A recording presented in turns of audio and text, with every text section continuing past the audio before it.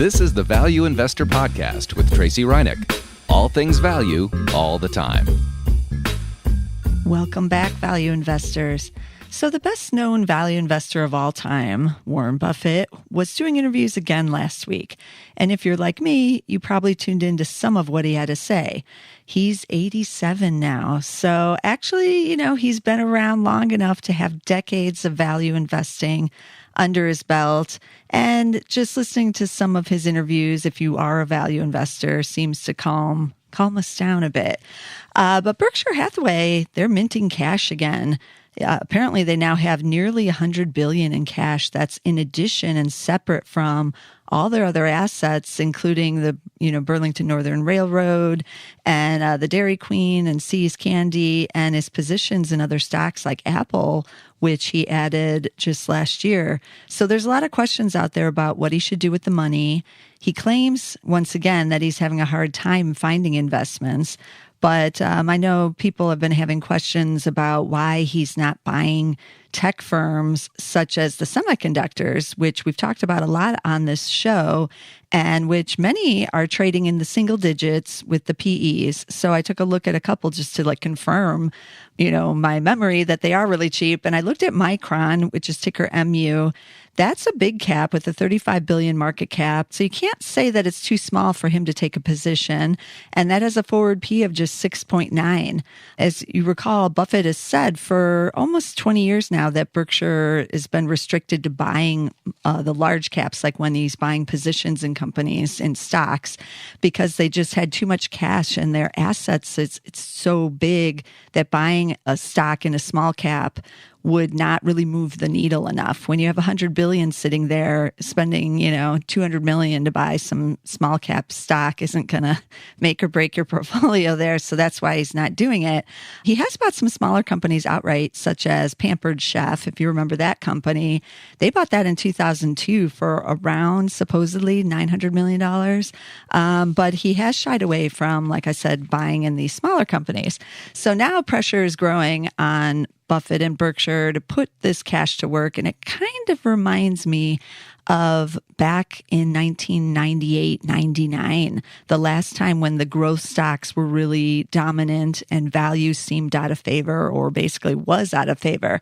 If you recall, Buffett was under attack pretty sharply in those years for being out of date, not, quote, getting it, unquote, being an old dude, even though he was in his 60s at that time. It seems young now, but he still preferred the railroads, his Coca-Cola, and he was still buying the newspapers and basically never took a position in the big names of the time, like Cisco and Microsoft. But in the 1990s, in the late 90s, he wasn't giving as many interviews as he does now. We've gotten kind of spoiled of hearing him on CNBC every quarter now, it seems, with Becky Quick over there. And then he'll go on other outlets too, on Fox Business and Bloomberg, to also just talk about his philosophy. And he, wrote the famous op-ed in the New York Times now from 2008 saying that he was buying stocks while the Great Recession was picking up steam and stocks were really weak and selling off then. But if you remember back in the day, he used to just kind of give print interviews, and he would talk to one of his favorite reporters back then, and her name was Carol Loomis over at Fortune magazine. So he still got the word out, just not so much on camera and not as often. So in late 1999, as he was taking all this heat for being out of touch and the old guy, he started leaking, I guess you could say, to Carol Loomis at Fortune about what he was telling his investors privately. He would give these talks to friends and investors in Berkshire about his views on stocks, and particularly his tech stocks.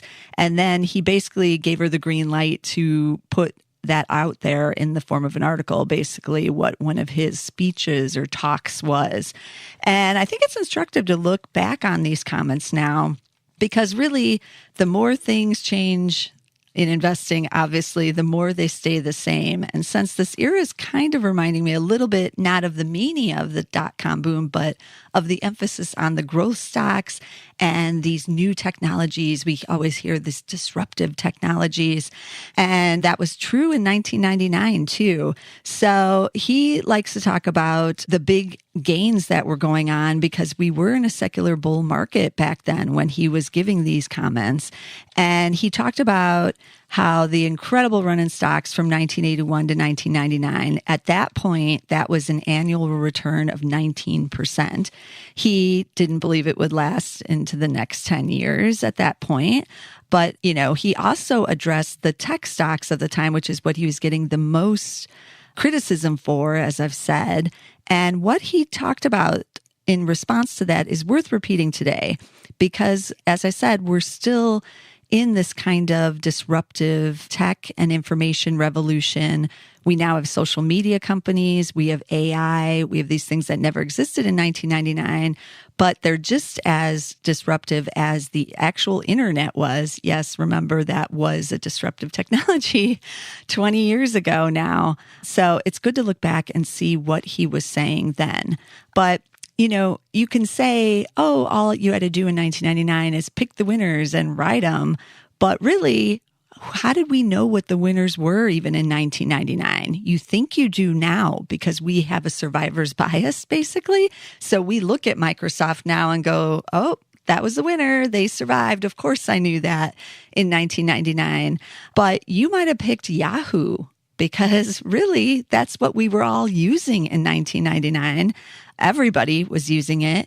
Or you might have picked AOL. I mean, you've got mail. That was the huge thing. And they even named a movie after it. Everybody was using that. You might have picked eBay because that was revolutionary to be able to go on this website and buy stuff out of people's basements or whatever they were selling on there. I've never seen such a thing. But thinking or knowing that those were revolutionary, which they all were at the time, is not necessarily the same thing as making a winning investment in these. So he talked about that in 1999 in these talks, and he compared tech to two revolutionary industries from earlier in the 1900s. And the first one was the auto industry. We don't really think of it as revolutionary now, except maybe with self-driving cars. But when the auto industry came on the scene, I mean, my gosh, we had the horse for, hundreds and hundreds of years. And now suddenly there was this new thing. And when you look back, you might not realize that there were he says up to about 2,000 different car manufacturers at one point. There were like dozens and dozens and hundreds of them trying to get into this new technology.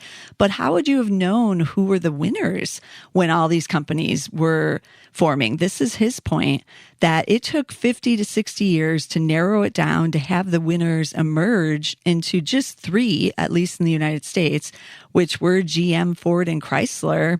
And then now you have the foreign makers as well, the Toyotas, the Hondas, BMW, Mercedes, all of these other companies that did survive on this whole revolution in their auto sectors. So, he talks about how you had a bet correct, but you still might not have bet correct because not a lot of fortunes have been made over the years, even buying those winners, GM, Ford, or any of those. A lot of the auto stocks have not been the greatest investments. Then he also talks about the airplane industry. Again, we kind of take it for granted. We're just flying around like this has always been the case. But this is just the last 100 years in the making as well. And at one point, he says there were at least 300 airlines. This might have been globally. I'm not sure. I don't think he's talking just about the U.S., but globally, 300 airlines. And we kind of know how that ended. It wasn't good. He noted that from 1979 to 1999, 129 airlines filed for bankruptcy. So that was a good number of years after Kitty Hawk, obviously, and we're still trying to determine who is going to be the winners. And even today in the airline industry, as we all know, still trying to figure that out. Air Berlin recently warned that without a big infusion of cash, they were going to go under. So we still have the bankruptcies happening, and, airlines is still a little dubious, although Buffett himself, Berkshire, has bought 3 airlines in the last year and a half, whatever it's been, which we've talked about in the past. That's not been my favorite investment by him, but he did buy more than one, maybe also because he can't quite figure out the winners there either. But it's worth recalling these stories when we're thinking about these current disruptive technologies. But he does give one set of advice that I feel it's worth saying in a quote. I'm actually going to quote him here because this is what we can still apply to today's investing environment that he was applying back in 1999. So here's what he said. I don't dwell on other glamorous businesses that dramatically changed our lives, but failed to deliver rewards to U.S. investors, the manufacture of radios and televisions, for example. But I will draw a lesson from these businesses. The key to investing is not assessing how much an industry is going to affect society or how much it will grow, but rather in determining the competitive advantage of any given company and, above all, the availability of that advantage. The products or services that have wide sustainable moats around them are the ones that deliver rewards to investors. So that's his moat idea. I know you've heard about it in the past, but that's his exact quote, and it does make some sense. So while we know that social media, AI, and all of this, and the internet obviously keeps impacting society, and even something like what Amazon is doing with home delivery or Uber or Airbnb, the question really is, what are the competitive advantages of these companies and how sustainable is that? So when looking at his Apple investment, for example, in this context, because this is how he's viewing it, the conclusion we can probably draw from that investment is that he now believes Apple has some kind of competitive advantage. And I would probably argue it's not really with the iPhone, as you might think, but it may be with its content business. Buffett loves the reliability of content. He loves that consistent revenue. That's why he's bought the newspapers over decades now, because the newspapers had classified ads, and that was basically, until recently, a moat for them. It was a competitive advantage. If you wanted to list your birth announcement or your wedding or your garage sale, you had to go to the newspaper. Now, not so much. He would admit that that competitive advantage has gone away. But for decades, it was one. And as an investor, you were able to reap that constant stream of revenue. Well, Apple also has that with its iTunes. And now, of course, Apple Podcasts, it has the content there that's continuously creating this revenue chain for them. And that is an advantage because obviously first place people go to look for podcasts is on Apple Podcasts these days. So right there, you can see their competitive advantage. I was also thinking about, what he said in terms of other investments. If you think about his love of the railroads and that he actually owns one now, there used to be dozens and dozens of U.S. railroads, actually. If you look at the history of them since the Cross-Country Railroad, which is I think it's about to celebrate its 150th anniversary or something here soon. And when you look at how many little railroads that were developed, and now we're basically down to just about 4 or 5 in the U.S., I think it is. But the big ones are, Union Pacific, CSX, and Kansas City Southern. And they, too, have a competitive advantage, which is what he likes. So the tech industry has matured since 1999. I think he is looking around and looking at who are now the obvious winners. He talked a couple months ago about Amazon and about how he wished he could have invested there. Maybe that's because he's now seeing Amazon as one of these winners with the moat. But it's taken, just about 20 years, a little over 20 years to get there. That's just something to keep in mind. And if you're looking at some of the disruptive technologies, you can apply it to a lot of different things. I was looking at the dating apps the other day and, thinking about Tinder, Match.com, OkCupid. You can actually invest in that. Match is now a public company. MTCH is their ticker. So you can buy Tinder, but Tinder was hot a couple years ago. Doesn't seem so much to be now. I don't hear it mentioned as often. There's not a lot of barriers to entry there. What is their moat? Will they be around even in 5 or 10 years? We don't know. So these are the principles you can apply from Buffett's advice in 1999 to all that's going on now in these more disruptive industries. That's what I'm going to do. I'm going to keep it at the forefront of what I'm looking at, and I'm going to look for those competitive advantages. And then I'm going to drill down a little deeper to see, do they really have it there? Do they really have some kind of moat and some kind of business that, for me, who's a long-term investor, might be around a while? So this is just some good advice of following Buffett down that path. And I do think it's still applicable all these years later. And it's good to keep in mind. Now, if you want to take a look at some of the companies that were mentioned here today, you can look at Micron. Its ticker is MU. There's Apple, of course, AAPL. Amazon is AMZN. And Match, as I said, MTCH. There is also obviously the auto companies. They've been real cheap. The PEs are in the single digits again. I've talked about them, but I've also talked about how they might be a value trap here. So peak auto, be warned. But you have GM, obviously GM, and Ford with F. And then there's the railroads, UNP, CSX, Kansas City Southern, KSU. I own Kansas City Southern in my own portfolio, and I also own Amazon. So check them out and keep Buffett's advice in mind. And I'm sure he'll be around again next quarter, as he seems to always be now. And maybe we'll get some more advice, which is always, I feel, good for value investors to keep in mind.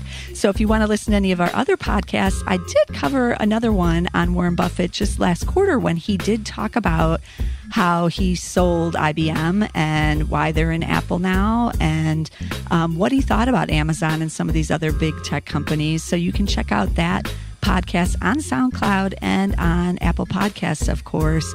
And until next week, I'll be bringing you some more value stocks then, and be sure to tune in.